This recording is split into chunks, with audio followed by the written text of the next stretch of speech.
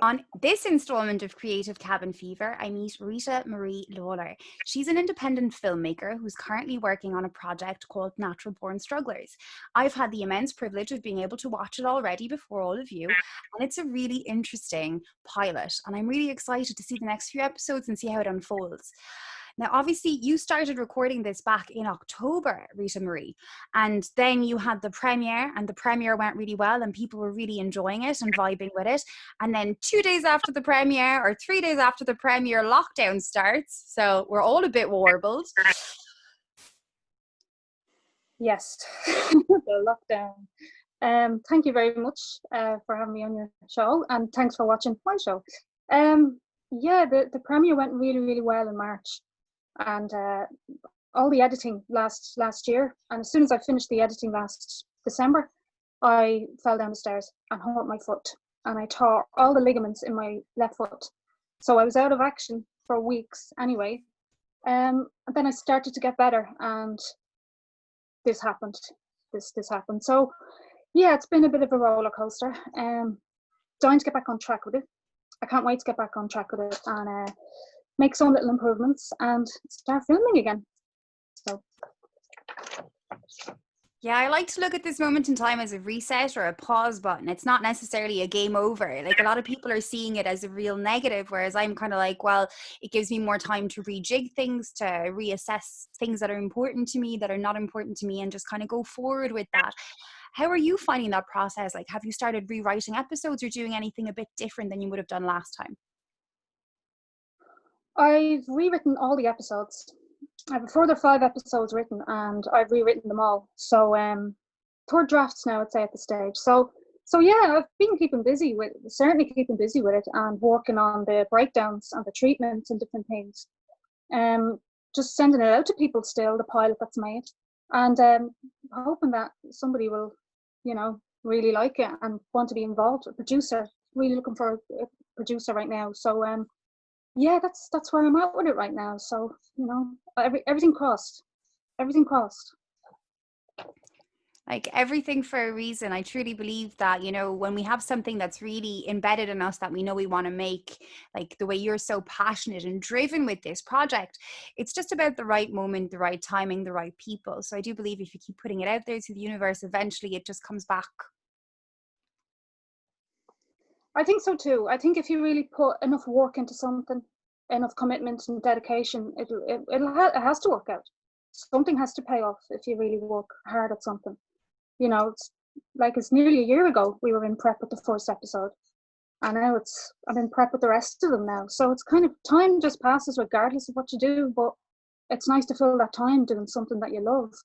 And especially with this self-isolating, it's given me a chance to really reflect on it and to really think about where I'm going with it, and just a new little journey that it might be taking, So it's good times ahead with it, hopefully.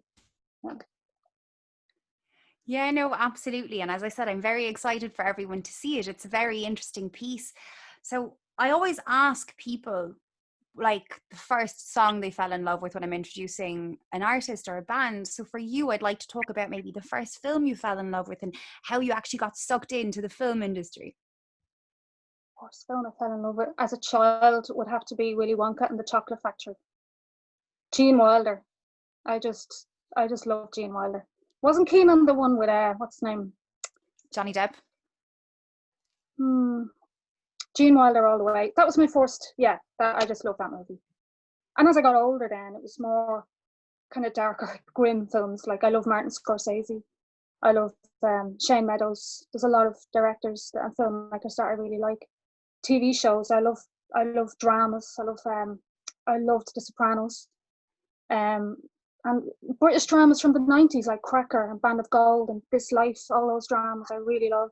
And recently I started watching Orange is the New Black, and that was just like brilliant. Really, really good drama on Netflix. So yeah, I've been a fan of drama. I just love dramas. I love, black comedies or dramas, and just stories about people, really, just people's lives, and just unraveling their stories, and just twists and turns. That's what I love to watch, and it's what I love to write as well. So yeah, all that kind of. Yeah, Willy Wonka's my first. big difference to The Sopranos and everything else. But yeah.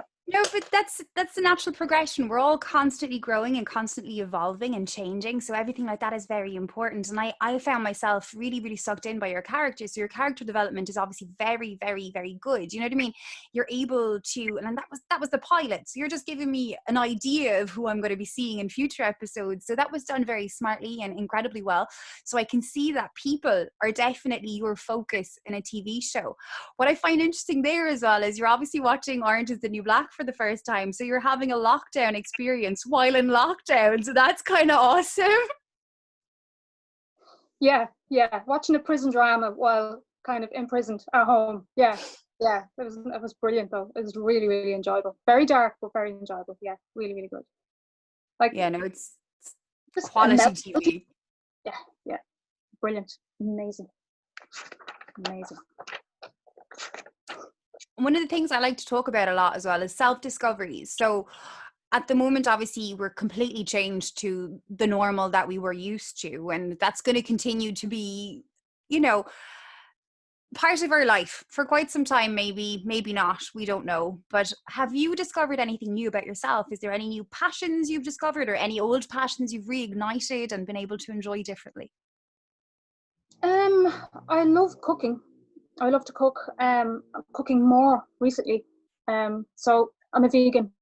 I love to cook a lot of food. I love food. That's one of my hobbies, and I started making jewelry as well. So, yeah, just writing and rewriting and rewriting. You know, so being a writer, I suppose, like I work a lot on my own anyway.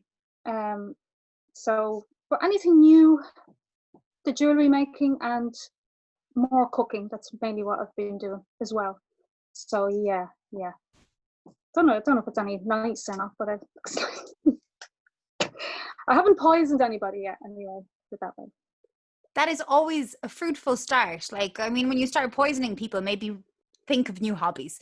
But yeah, I like the idea of making new jewelry. So like, you obviously have a crystal in there. What is it? Just like a little tiger eye gemstone, and they're just little cages and little gemstones. And it's, you know, I'm just putting little pieces together. I want to start making bracelets and different things. So yeah, just a new little hobby, a new little pastime, you know. Beautiful. And we all need those, you know. It's important to create. It's really important to create whatever different creative outlets or things you can do. Food is a very creative passion. It's also a passion of mine. There's nothing quite as creative as food, really, when you think about it. It's the actual thing that feeds your body and feeds your soul. So it should be full of love and attention and creativity. Yeah. Fuel. Good fuel. Exactly what it is. What's your favorite dish to cook up? Oh, I've quite a repertoire actually. I like a lot of soups. I like noodle dishes, and I like pasta dishes. I love like just loads of bits of everything really. I'm quite I like aubergines, really plant-based stuff. You know, I don't like eating processed foods. I like cooking from scratch. I like really doing things from the very basic. Now I do have a vegan burger now and again, but you know that's just once in a while. But I do just love starting from scratch, all plant-based stuff, and yeah, take it from there. I actually have a plant-based vanilla slice waiting in my fridge for me for when I'm finished the interview. My friend is an incredible plant-based chef, and she brought me one earlier today, and I was like, oh, this will be a good treat.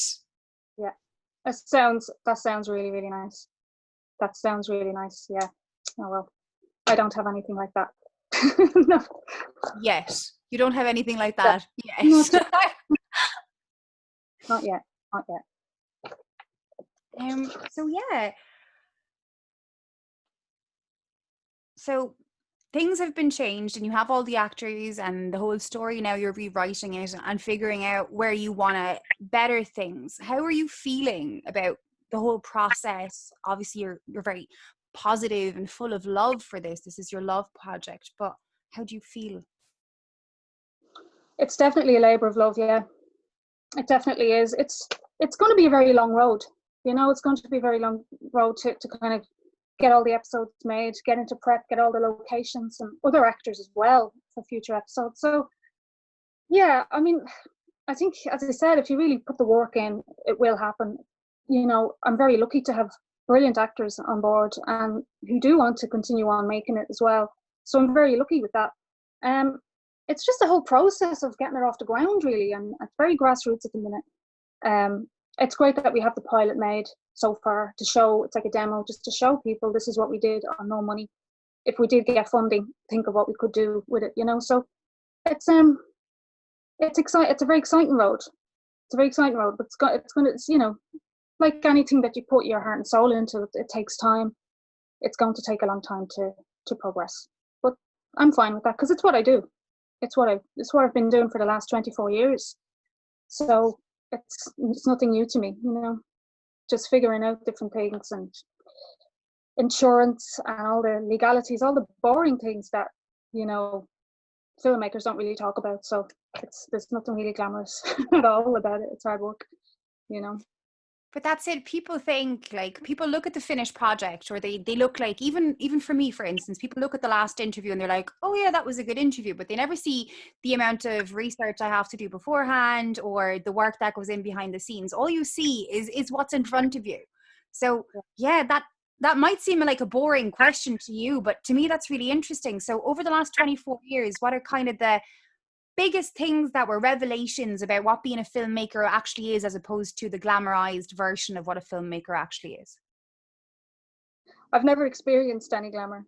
I think it's just, they're long days. I mean, even filming Natural Born Strugglers, like, there were 16 to 20-hour days, and 3 days, and then I made a feature film called The Last Show in 2014, and we shot that in 8.5 days, and there were 16 hours, 16, 17, 18 hours a day, and that was for 8 days, and that was really, really hard going. So it's even a short film, people think a short film is the same amount of work goes into making a short film as it does a feature film.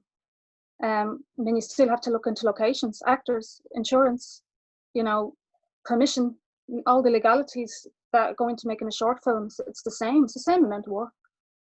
So people think it's a bit easy when you have a short film. It's the same amount of work applies, you know. So over the last 24 years, yeah, it was great to have 4 of my shorts gone onto RTE short screen, and that was really, really good. And The Last Show was distributed in America, with Adler and Associates. So yeah, I mean, all good things have happened, you know, but it's still a struggle with this now, because I'm being a filmmaker moving into TV, or, you know, if this is going to be on YouTube or TV, it's a new venture for me. Like, it's not a film, it's an ongoing series, it's ongoing episodes. So it's new to me, and I think that's why I'm really excited about it. It's a breath of fresh air, really. It's something different to film. It's very different to film, you know. You know, there's a great thing about doing something that's a little bit out of your comfort zone, isn't there? It's like learning a brand new thing, especially like after a certain amount of time of doing something. Like, obviously these Zoom interviews are a new format to me, but I have a lot of interview experience outside of that. But even adjusting to what that would be like getting the right lighting, or figuring out how to emote, and because now you can see me, you can't just hear me, you know, all of that has been a great, really exciting level up. So yeah, I imagine that going from short film to then TV show. And in my personal experience and my personal like way of seeing this as well, is a lot of really high quality TV shows are basically just elongated films. Like, a lot of the TV industry now is just a beautiful way to have a story develop on a longer scale. So I love that you're doing that. How do you feel about that process? Well, TV is like a huge big that needs to be fed all the time. That's what it is. I mean, there's a lot of shows that are a lot of brand new shows. Netflix, particularly Netflix, is just it's huge, it's massive, you know. And especially like web dramas, like things on YouTube, and people are watching these shows on their phones, and anywhere. You can just be anywhere to watch anything anywhere now. So yeah, it's an exciting new door that's opening for especially for independent filmmakers like myself. Like, it's great to get the exposure, and I'd love to make Natural Born Strugglers, considering making Natural Born Strugglers into 15-minute episodes. And I think that might be wise for YouTube, because, you know, very few people have the attention span to sit for an hour or an hour and a half, or and just, you know, absorb something. So I think the 15-minute route is a good idea. It was actually Ferdy who put that idea into my head. Yeah, so it's great for people like me to really put the work out there and let the world just see it, and you know, hopefully people will like it, and it'll grow its own legs, and people will follow its journey. You know, that's the main aim really for me with Natural Born Strugglers.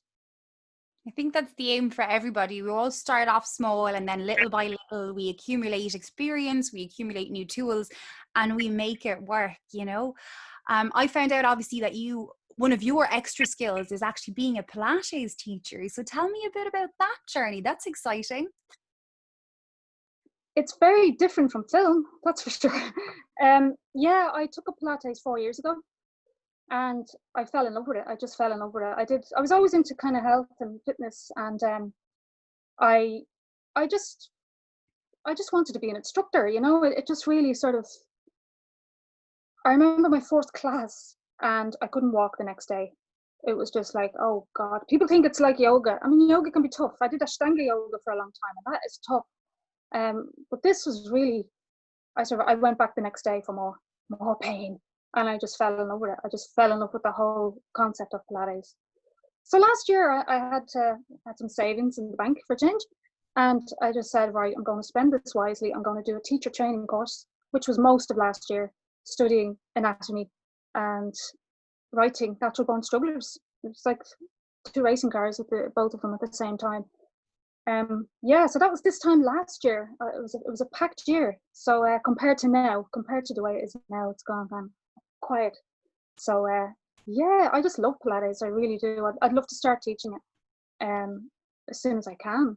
And it's also a safety net for me, you know, because this business, you know how it is. It's not safe. Being an actor, being a filmmaker, a musician, you know, it's not, unless something happens for you and you can earn a living from that. Unless that happens, you really do need to find a backdrop for yourself and something else to do. So it is a safety net for me as well as loving it, genuinely wanting to teach it. It's something that I'll always have there if nothing else happens for me. So that's one of the main reasons as well, you know. Yeah, no, I agree. We all need to keep, you know, progressing and learning and growing, you know what I mean? So all these new skills, like effectively, they all allow us to better ourselves constantly and end up whatever way the process goes, you know what I mean? The journey, you don't really worry about the journey. The destination takes care of itself when you just follow all those things. I did Pilates when I was pregnant with my son, and Right. I really enjoyed it. But I've been doing yoga since I'm 12 years old, so that's really where my soul is. You know, Yeah. I haven't quite gone back to do my yoga teacher training, but it's always been in my mind for a really long time, actually, that I will do it, because I'd love to do kids yoga. Because me and my son do Right. yoga together every 2 days. We do meditation every day. Even though he's 4, I think it's really important to give him a way to cope with his mind. So like his version of meditation and mine, very different things. But at nighttime, we'll put on music that will allow us to do our breathing exercises. And whereas I used to struggle a lot getting him to sleep, he is now asleep in 2 minutes flat, and he is out for the entire night. Whereas it could have taken me up to 2.5 hours, depending on what was going on. Oh, wow, a 4-year-old meditating. Wow, that's incredible. That's incredible. That's what you should make videos on that. Maybe that could be another thing. I also got a steel tongue drum. You know, that Oh, was part of, I was meant to be at Sunstroke Festival. That's why I'm wearing a Deftones t-shirt, actually. I was meant to be seeing the Deftones today. I was really oh yeah. excited. I was like, this is it. I haven't seen the Deftones in Ireland since my son's first birthday, where I treated myself as a present, because it was like the same day as he was born. They were playing in Dublin. I was like, I am going. I'm eating loads of donuts with him in a hotel room. Dad's going to mind him. It's going to be perfect. So I was really excited to go see the Deftones this weekend. And then it got cancelled. So they sent me back this money, and I was like, I still want to make music. So I've been wanting this steel tongue drum for like so long. So I got a custom made drum to the exact sound that I wanted. And now we just meditate and bash the drum and feel the vibes. It's insane. It's amazing. Brilliant. I have a kalimba. You know the kalimba? I love a kalimba. They're gorgeous. The sound from them is just so relaxing. Yeah. And a ukulele, which is somewhere. Don't worry, I won't play them for you.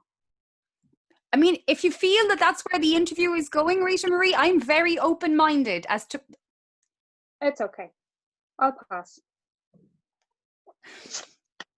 So from your own words and your own perspective, I'd be really interested in hearing what you feel Natural Born Strugglers is. For anyone out there who isn't convinced yet, to go to the Facebook page and look it up. Tell me what it is to you. Tell me about the characters as much as you can give out, you know. It's about 3 women who share a house in Dublin. One is from America and the other 2 are Irish. And they're at a stage in their life where they're still young, but they're not getting any younger. And they're kind of, you know, there's a turning point with them. There's a lot of the episodes get quite darker with them.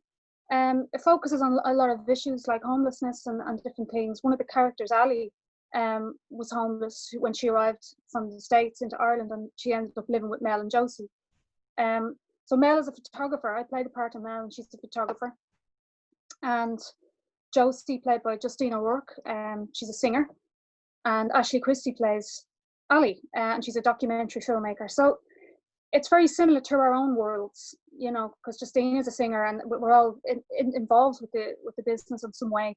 So just to bring that to the show, and because it's real, because we understand it, and I'm a photographer as well, so it's nothing new to me, and I know that business as well, and how ruthless that can be, and how hard it is to earn a living as a photographer. And so there's loads of all that, their professions, and then all their personal lives struggles. They're natural born strugglers with everything, with men, with relationships, with jobs, careers, just everything is kind of a struggle for them, just like it is for all of us in real life. So it just covers a lot of issues, a lot of social issues. In future episodes, that's not all in the pilot, but just in future episodes, they start to take a little bit of a dark turn. It gets, you know, things are unraveled about certain characters where it's like, oh God, I didn't know he was doing that. Oh God, I didn't. So it's sort of like, it takes a bit of a dark turn, but without being too dark and grim. But it just, you know, that's kind of the style of the show. So yeah, I mean, it covers a lot of aspects in life and people. I think that's why it got a good response, because a lot of people could relate to it, as well. And hopefully, when the future episodes get made, they'll, you know, it'll take off. Hopefully, you know. So that's really it. And as you said, it's on Facebook as well. There's loads of pictures at Natural Born Strugglers on Facebook, hashtagged on Instagram, Natural Born Strugglers. Lots of pics, lots of info on there. So I'll be adding more soon, hopefully, as well. Yeah, and I love the name. It's a really, really good name. I love the character development. Like, I love that you can just see these women and they are very relatable. You're correct. It is about the struggle we all face, you know, so there's a lot of like things that will obviously resonate and impact with loads of other people out there that are watching. So well done. Thank you. Appreciate that. Now, I think we've covered pretty much everything that we needed to cover. Is there anything you'd like to add before I finish filming? I think I have my notes here. I think that's probably it. Cut. That's cut.